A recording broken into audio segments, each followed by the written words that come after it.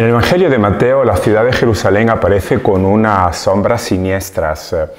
Todo lo contrario de lo que habían anunciado algunas profecías sobre esa luz, ese resplandor que tenía que caracterizar a Jerusalén, la hija de Sión. Así nos lo cuenta el evangelista Mateo en este domingo de Ramos, cuando Jesús, cuando entra en la ciudad, dice el evangelista que toda la ciudad se quedó agitada, como si hubiera sentido un terremoto, un sisma, que es casi lo mismo de lo que pasó en esta ciudad cuando se supo del nacimiento de Jesús. En el capítulo 2 del Evangelio, cuando llegaron aquellos magos de Oriente preguntando dónde había nacido el rey de los judíos, dice el evangelista que el rey Herodes con toda la ciudad se sobresaltó, fue cogida como por el terror.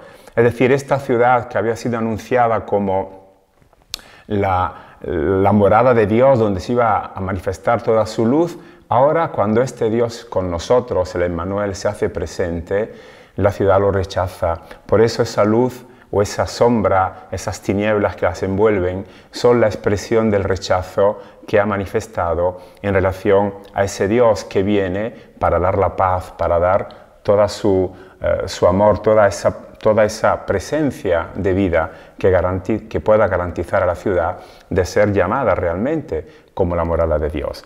En el Evangelio entonces del Domingo de Ramos lo que comentamos no es la entrada triunfal de Jesús en Jerusalén, porque no hay nada de triunfo, sino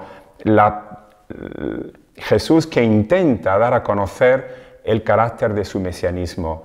¿De qué se trata ser Mesías? ¿Qué es lo que va a llevar adelante el Mesías de Dios?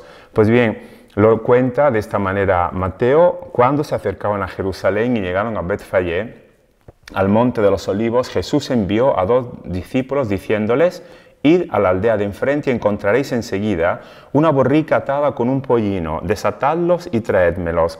Y si alguien os dice algo, contestadle que el Señor los necesita, pero que los devolverá cuando antes. Esto sucedió para que se cumpliera lo anunciado por el profeta: decid a la hija de Sión, mira a tu rey que llega, sencillo, montado en un asno, en un pollino, hijo de Acémila. Mateo nos cuenta de la llegada de Jesús a las puertas de Jerusalén. Han hecho un camino desde Galilea en el que él ya ha anunciado qué es lo que le espera en esta ciudad, nada de glorias ni de triunfos, sino todo lo contrario, de un rechazo muy fuerte,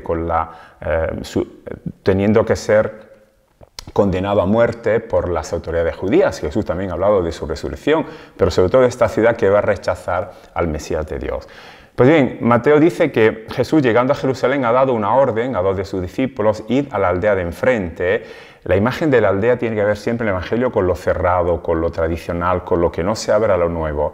Pues bien, en esta aldea que representa la misma ciudad de Jerusalén, muy pegada a sus doctrinas y muy reacia a todo lo que sea acoger lo nuevo, Jesús ha dado una orden curiosa. Ha dicho a estos 2 discípulos que fueran a esa aldea y tenían que coger a una borrica que estaba atada con un pollino, tenían que desatarla y traérsela a él. ¿Qué quiere decir todo esto? Lo comprendemos a la luz de esas palabras del profeta Zacarías, porque estas palabras sí que se van a cumplir en relación no solamente a Jerusalén, sino a toda la humanidad.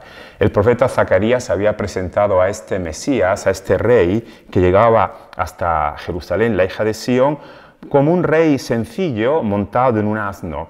Es decir, no venía en plan de guerra, en pie de guerra, sino todo lo contrario, venía pues para anunciar esa paz que tenía que ser la semilla de una humanidad nueva.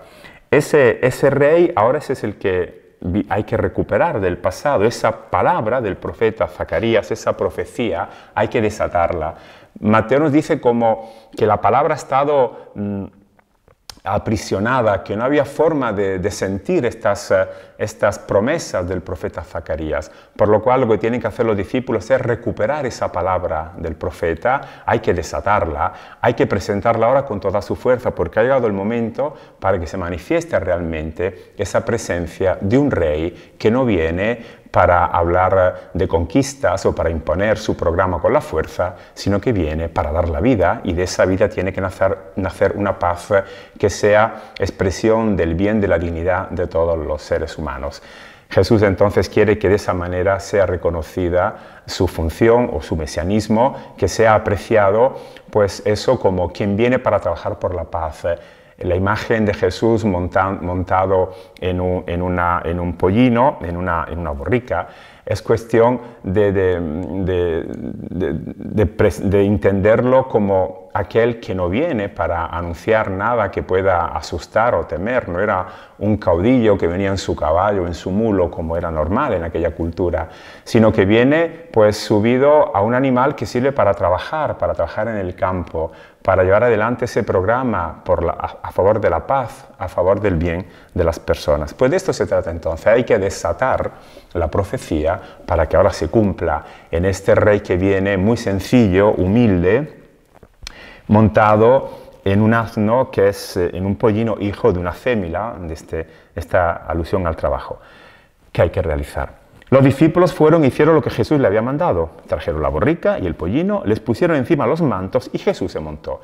Poner los mantos encima de este animal significa identificarse con esta presencia, con esta actitud de Jesús que viene para trabajar por la paz. El manto era imagen de la persona. El hecho de echar el manto sobre el borrico y Jesús se sienta de esa manera quiere decir que tiene un grupo de discípulos que lo reconocen con esa actitud de un Mesías que viene para dar la vida, para que la paz sea siempre fruto de esa vida que se entrega.